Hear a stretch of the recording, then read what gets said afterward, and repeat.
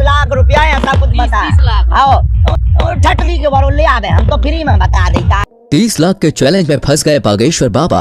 Are या पार के इस चैलेंज में जब बागेश्वर बाबा को सामने लाया गया तो उन्होंने कुछ ऐसा किया जिसे सुनकर आपके रोंगटे खड़े हो जाएंगे।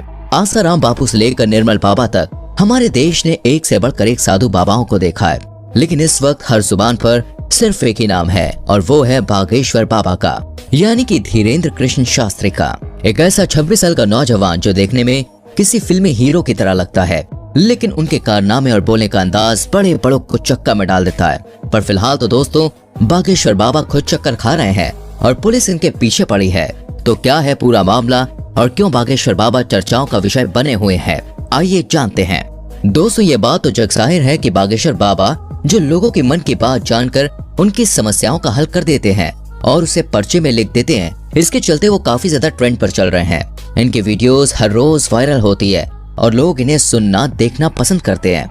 लेकिन वो कहते हैं ना, मीठा ज्यादा हो तो चींटियां लगने ही लगती हैं, और ऐसा ही कुछ हाल बागेश्वर बाबा के साथ भी है। तभी तो अलग अलग क्षेत्रों से लोग इन्हें बदनाम करने के लिए सामने आ रहे हैं कि क्या ये बाबा लोग वास्तविक हैं? कुछ इन्हें खुला चैलेंज कर रहे हैं तो कुछ इनकी विद्या पर शक कर रहे हैं, फर्जी हैं, धोखेबाज हैं। अभी एक टीवी शो के दौरान माइंड रीड करने वाली सुहानी ने कहा कि धीरेन्द्र शास्त्री अगर हमारी तरह दिमाग पढ़ते हैं तो इसमें कोई बुराई नहीं है, लेकिन इस कला को भगवान की कृपा कहकर लोगों के बीच अंधविश्वास फैलाना ये बहुत गलत है। और बात यहीं पे खत्म नहीं होती है। महाराष्ट्र में अपने कार्यक्रम के दौरान जब धीरेन्द्र शास्त्री नागपुर पहुंचे तो वहां की कमेटी ने इनके ऊपर अंधविश्वास फैलाने का आरोप लगाया और खुलेआम ये चैलेंज किया कि आप जो जादू और चमत्कार लोगों के सामने अपने धाम में दिखाते हैं, वही चमत्कार आप हमारे सामने दिखाइए। अगर आप सही हुए तो आपको हम 30 लाख रुपए देंगे।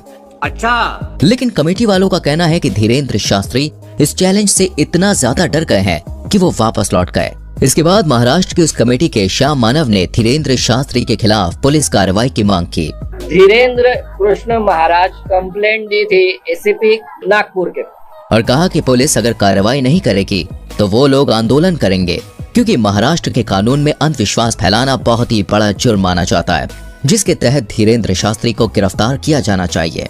धीरे धीरे महाराष्ट्र के नागपुर से निकली ये बात पूरे भारत में फैल गई, जिसके बारे में कई सारे लोग धीरेन्द्र शास्त्री से सवाल जवाब करने लगे, जिसके जवाब में बागेश्वर धाम सरकार ने कहा है कि हम बीच में कथा छोड़कर भागे ये बोलना बंद कर दें। हमारी कथा 7 दिन तक की ही थी कि डेट घोषित कर दी थी कि हम केवल 7 दिन की कथा करेंगे। लेकिन लोग विश्वास क्यों करेंगे? भारत में साधु महात्माओं की इज्जत का ऐसा फालूदा हुआ है कि चाह कर भी धीरेन्द्र शास्त्री पर विश्वास नहीं कर पा रहा था कोई। बड़ी बड़ी मीडिया कंपनी लगातार उनके चमत्कारों पर सवाल उठा रही थी और इन्हीं सारी चीजों से तंग आकर एक दिन बागेश्वर धाम सरकार ने सभी को अपने दरबार में बुलाया और कहा कि मैं नहीं बताऊंगा कि किसकी अर्जी लगी है। स्वयं छट जाइए, देखो नहीं तो विरोध होगा, नहीं तो ये कहेंगे तुझी किससे सेटिंग है। आप लोग खुद अपने लोगों को खड़ा करिएगा और मैं उनकी परेशानियां और उनके मन की बात पहले से ही कागज पर लिख दूंगा और आप जिसको बहन जी लेकर आएंगे उसी का पर्चा ये निकलेगा। और जब ये चीज हुई तो हर कोई देखता रह गया। आपने अपनी समस्या बताई थी क्या? अपना नाम बताया था क्या? क्योंकि बागेश्वर धाम सरकार ने वाकई में सारी सच्चाई पहले से ही लिख रखी थी। बिल्कुल सही है, बिल्कुल सही। किसी को यहाँ बताया था? नहीं, मैंने ये सब कुछ देखने के बाद लोगों की बोलती बंद हो गई। लेकिन बागेश्वर धाम सरकार के ऊपर उठने वाले सवालों का सिलसिला अभी खत्म नहीं हुआ। इनकी कही हर एक बात को लोग विवाद बनाकर खड़ा कर देते हैं और ये बात सच भी है। आज बागेश्वर धाम सरकार इतना बड़ा नाम बन चुका है कि जो कोई भी इनका नाम लेता है वो खुद ही फेमस हो जाता है। बड़े बड़े न्यूज चैनल घंटों केवल इन्हीं के बारे में बात करते हैं और लोग बड़े मजे से सुनना देखना पसंद करते हैं। अभी कुछ समय पहले जब बागेश्वर धाम सरकार ने बुलडोजर चलवाने की बात कही थी तब भी काफी ज्यादा कंट्रोवर्सीज खड़ी हुई थी, जिसके बारे में एक इंटरव्यू में जब धीरेन्द्र शास्त्री से पूछा गया तो उन्होंने बड़े साफ शब्दों में कहा कि धर्म और ईश्वर उनके माता पिता के समान है और अगर कोई उनके माता पिता पर पत्थर मारेगा तो वो भी शांत नहीं रहेंगे। धीरेन्द्र शास्त्री की इन बातों से साफ जाहिर होता है कि वो लोगों के सामने किसी फिल्टर के साथ नहीं आते हैं, बल्कि जो अंदर से है वो बाहर से भी दिखाते हैं। तभी तो ये आए दिन विवादों में घिरे रहते हैं और कुछ लोग तो ये सोच कर ही हैरान है कि आखिर एक 26 साल का नौजवान शख्स इतना ज्यादा लोकप्रिय कैसे हो गया, कैसे करोड़ों लोग आज उसके भक्त हैं और उसके धाम पर लोगों की लंबी लाइन लगी रहती है। तो दोस्तों इसका सीधा सा जवाब है ईश्वर की कृपा। जी हाँ, वो कहते हैं ना, ऊपर वाला अगर किसी पर मेहरबान हो जाए तो मिट्टी भी सोने में बदल जाती है। और धीरेन्द्र शास्त्री तो खुद को बालाजी महाराज यानी कि हनुमान जी का सबसे बड़ा भक्त कहते हैं। मध्य प्रदेश के छोटे से गांव में जन्म लेने वाले धीरेन्द्र शास्त्री के दादाजी भी पूजा पाठ का काम करते थे और बागेश्वर धाम लगाते थे, लेकिन इनके दादाजी उतनी प्रसिद्धि प्राप्त नहीं कर पाए जितनी आज धीरेन्द्र शास्त्री ने कर रखी है। इनके पास कुछ ऐसी शक्तियां हैं जिनकी मदद से आज ये सामने मौजूद व्यक्ति के बिना बताए ही उनकी परेशानियों को समझ जाते हैं और उसे पर्चे में लिख देते हैं। बागेश्वर बाबा ये तक समझ जाते हैं कि सामने वाला सच कह रहा है या फिर नहीं। उनके द्वारा पर्चे में लिखा गया एक एक शब्द 100% सत्य होता है, जिसका सबसे बड़ा प्रमाण यह है कि आज तक इन्हें कोई भी झूठा साबित नहीं कर पाया है। मीडिया से लेकर पुलिस वालों तक लोगों ने इनके खिलाफ खूब बातें की, लेकिन उन बातों को साबित करने की हिम्मत आज तक किसी में नहीं हुई। असल में होता यह है कि जिस किसी भी शख्स की अर्जी को बालाजी सरकार स्वीकार कर लेते हैं, उस व्यक्ति को या तो उसके परिवार के किसी भी व्यक्ति को लगातार 2 दिन सपने में बंदर नजर आते हैं। और ये कोई कहीं सुनी बात नहीं है दोस्तों, बल्कि जितने भी लोग अर्जी लगाने आते हैं उन्होंने खुद इस बात को स्वीकार किया है। लेकिन अब मीडिया वाले कहाँ लोग कि भाई बात मानेंगे, उन्हें तो हर चीज का सबूत चाहिए होता है। इसलिए कई सारे मीडिया हाउस वाले बागेश्वर बाबा के दरबार में भक्त बनकर भीड़ में इकट्ठा हो जाते हैं ताकि देख सकें कि धाम के अंदर असल में होता क्या है। लेकिन चमत्कार देखिए, जब जब मीडिया वाले दरबार में आए तब तब बाबा उन्हें पहचान लेते हैं और उनके पोल सभी के सामने खोल कर रख देते हैं। ये सब कुछ देखने के बाद मीडिया वाले भी बाबा के सामने घुटने टेक देते हैं और चुपचाप वहां से 9 2 11 हो जाते हैं। ये चीज 1 2 नहीं बल्कि सैकड़ों बार बागेश्वर धाम सरकार के दरबार में हो चुकी है।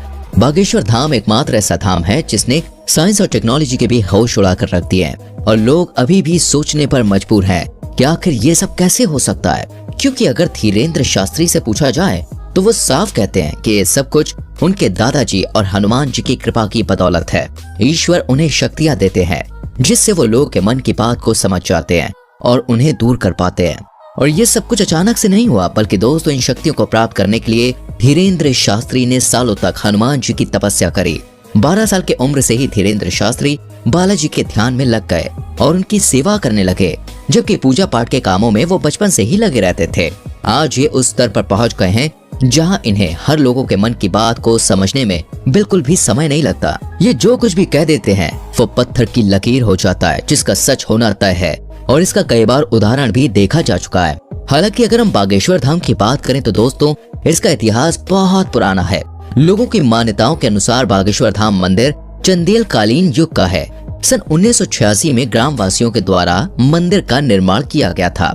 उसी दौरान ग्राम गढ़ा में बाबा सेतु लाल गर्ग चित्रकूट से दीक्षा लेकर अपने गांव के प्राचीन कालीन मंदिर पहुंचे। पहले तो इन्होंने राम कथा करी और फिर ये झाड़ फूक का भी काम करने लगे।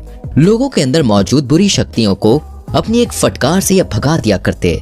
लोगों का कहना है कि जो कोई भी भूत प्रेत की शिकायत लेकर उनके दरबार में जाता था वो हमेशा हमेशा के लिए ठीक हो जाता था, और इसी वजह से बागेश्वर धाम लोकप्रिय होता चला गया। और आज बागेश्वर धाम के प्रमुख कथावाचक धीरेन्द्र कृष्ण गर्ग, जो बहुत लंबे समय से झाड़ फूक और कथाएं कर रहे हैं, अब सोशल मीडिया के दौर में इनकी लोकप्रियता बहुत बढ़ रही है। तभी तो लोग इन्हें बागेश्वर महाराज के साथ साथ चमत्कारी महाराज के नाम से भी जानते हैं। वर्तमान समय में धीरेन्द्र कृष्ण सरकार मध्य प्रदेश में ही अपना दरबार लगाते हैं और लोगों की समस्याओं का समाधान करते हैं। बागेश्वर धाम महाराज ने बचपन से ही रामायण और महाभारत जैसे महाकाव्यों का अध्ययन किया था। अपने दादाजी के साथ पूजा पाठ करने के अलावा इन्होंने वृंदावन में भी काफी लंबा समय गुजारा है। साथ ही साथ उन्होंने अपनी प्रारंभिक पढ़ाई को भी पूरा किया है। इनका कथा बोलने का अंदाज काफी ज्यादा निराला है, जिसे सुनकर लोगों की आंखों से आंसू निकल आते हैं। लेकिन हर मंगलवार को लगने वाला दिव्य दरबार सबसे ज्यादा प्रसिद्ध है। बाकी आपका इनके बारे में क्या विचार है, कमेंट में हमें जरूर बताएं। इस तरह की वीडियोस लगातार देखते रहने के लिए चैनल को सब्सक्राइब करके बेल आइकॉन प्रेस करें, जिससे आने वाली वीडियोस आपसे मिस ना हो। मिलते हैं अगली वीडियो में, अपना ख्याल रखें।